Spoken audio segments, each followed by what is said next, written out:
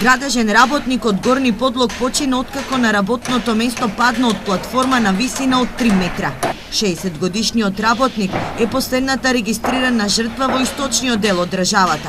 Во февруари со тешки телесни повреди се здоби уште еден 60-годишен градежен работник од Штип, кој при работа падна од скеле.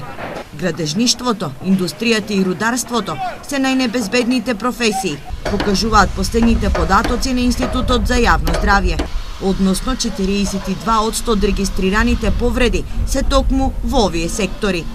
Дека е така потврдуваат и од Сојузот на синдикати на Македонија, од каде што алармираат за подобрување на безбедносните мерки.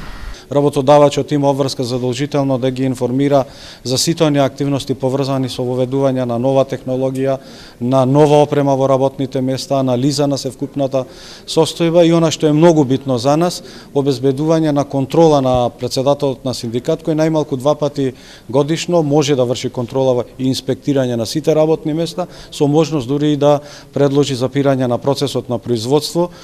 Државната статистика бележи благо опаѓање на бројот на несреќи. Во 2016 година за 27% е намален бројот на повреди на работа за разлика од 2015-та.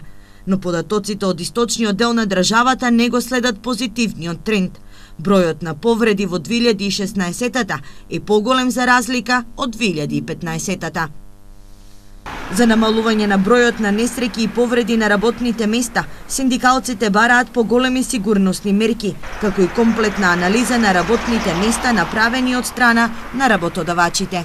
Она што е битно и она што е значено, анализите покажаа дека секторите кои се најмногу опфатени со повредите биле градежништвото, понатаму исто така сме бележеле дел во текстилот, дел во земјоделието и во металната индустрија. Но во секој случај, значи, слаба страна во делот на овие анализи покажа дека кај градежништвото имавме поголемо потврлање на безбедносните мерки.